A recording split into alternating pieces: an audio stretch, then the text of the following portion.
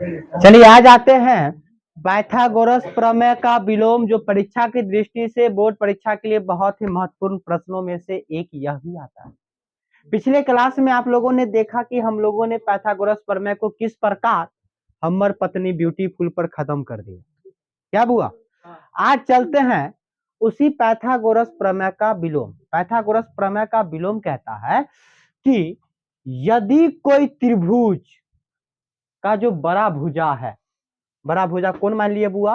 AC, इसका वर्ग कीजिए और दूगो जो भुजा बच जाएगा, मतलब एगो AB या एगो BC, इस दोनों का वर्ग कीजिए।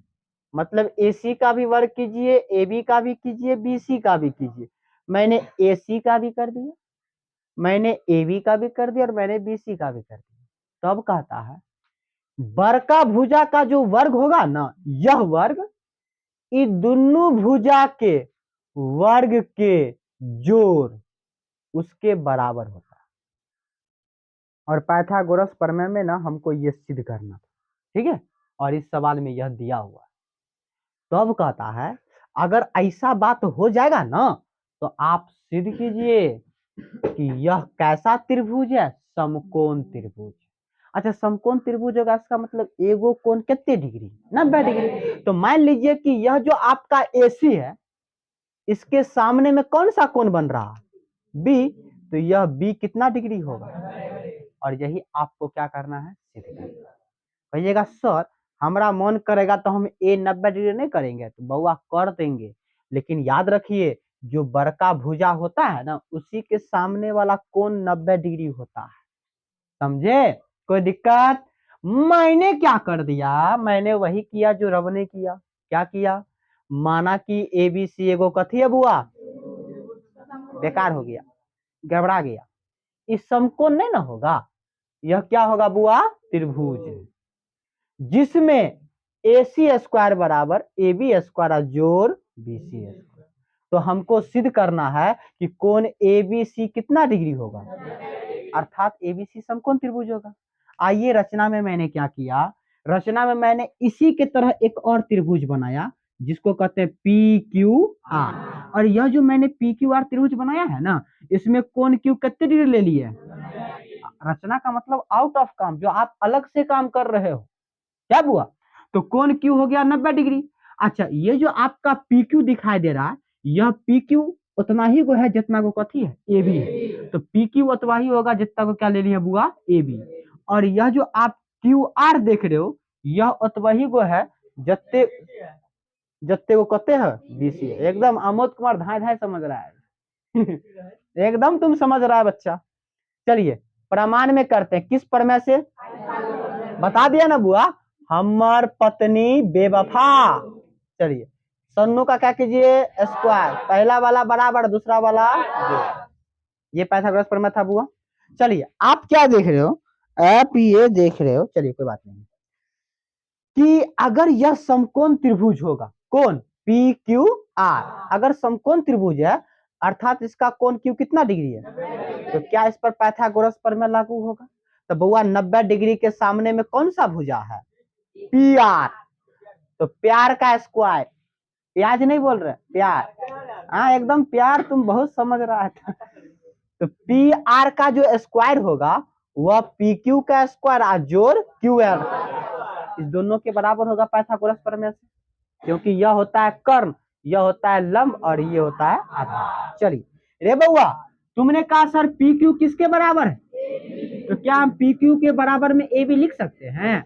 BC के बराबर क्या है? QR। तो क्या हम QR के बराबर BC लिख सकते हैं? तो इसके बदला में क्या लिख दिए? अच्छा, ये सब कहाँ से लिखे हैं? चलिए इसको हमने समीकरण क्या मान लिया बउआ, लेकिन प्रश्न से सवाल में क्या दिया हुआ? AC स्क्वायर बराबर AB स्क्वायर जोड़, इसको समीकरण कितना मान लिए? अब तुम समीकरण 1 और 2 को देखो, 1 और 2 को देखने के बाद ऐसा महसूस हो रहा है कि सर ये जो आपका AB स्क्वायर जो BC स्क्वायर, AB स्क्वायर जो BC क्या बराबर है ना? तो RHS बराबर होगा तो LHS क्या होगा? बराबर। LHS बराबर होगा तो RHS बराबर होगा। इसका मतलब हुआ PR स्क्वायर बराबर किसके हो गए? AC स्क्वायर, यही ना होंगे। क्योंकि इसका देखो ये दोनों बराबर है ना, तो क्या ये दोनों भी बराबर होगा ना बुआ, तो हमने लिखा AC स्क्वायर बराबर PR स्क्वायर। अच्छा स्क्वायर से स्क्वायर कट जाएगा ना, तो AC बराबर PR, मतलब प्यार करने वाले को हमेशा क्या चाहिए। ये बात तुम समझ रहा है अमोद कुमार। चलिए अब देखिए इस दोनों त्रिभुज को सर्वांग करते हैं, पूछो ना क्यों करते हैं, तुरंत आप समझिए। त्रिभुज ABC और त्रिभुज PQR में कोई तीन चीज बराबर करके बता, तो तुमने कहा सर AB बराबर, और ये कहां से, रचना से, सर BC बराबर कहां से, तो सर AC बराबर, सर कहां से, ऊपर सिद्ध किया है ना, ऊपर सिद्ध है, तो क्या तीन को भुजा बराबर, तो दोनों त्रिभुज क्या हो जाएगा, सर्वांगसम, किस प्रमेय से, अब बउआ जखनी सर्वांगसम होगा तो उसका सब चीज बराबर हो जाएगा, लेकिन हमको सब चीज से मतलब नहीं ना है, हमको है इसका कोण क्यू कितने डिग्री है, तो इसका भी बी कितना डिग्री होगा, मतलब कोण बी और कोण क्यू दोनों क्या हो जाएगा, कितने डिग्री, किस नियम से, और यही हमें क्या करना था, कोई दिक्कत। तो आपने क्या देखा कि बउआ मेन काम था इन दोनों त्रिभुज को सर्वांगसम करना, तो सर्वांगसम करने के लिए तीन गो चीज तो बराबर चाहिए, तो तीन गो चीज में हमको दो गो चीज तो बराबर देन ही है, तो तीसरा चीज बराबर करना होगा ना, तो तीसरा चीज बराबर करने के लिए हम कौन सा प्रमेय लागू किए थे, तब ना बउआ ई मान आ गया था, तब ना सवाल में ये दिया था, तो AC स्क्वायर और PR स्क्वायर दोनों क्या हो गया था बराबर, तो ये करे इसीलिए ताकि हमको जो यहाँ पर सर्वांगसम करेंगे ना, तो उसमें हम AC बराबर PR लिख सके। अब कहोगे सर आप सर्वांगसम क्यों कीजिएगा, तो बबुआ रे जब सर्वांगसम नहीं करेंगे तो कोण बी या कोण क्यू आपस में बराबर होगा नहीं ना होगा, तो सर्वांगसम इसलिए करना पड़ा ताकि बी और क्यू दोनों आपस में क्या हो जाए बराबर।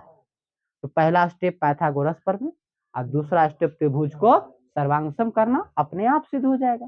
कैसा लगा कमेंट करके बताओ अमोद कुमार, अच्छा लगा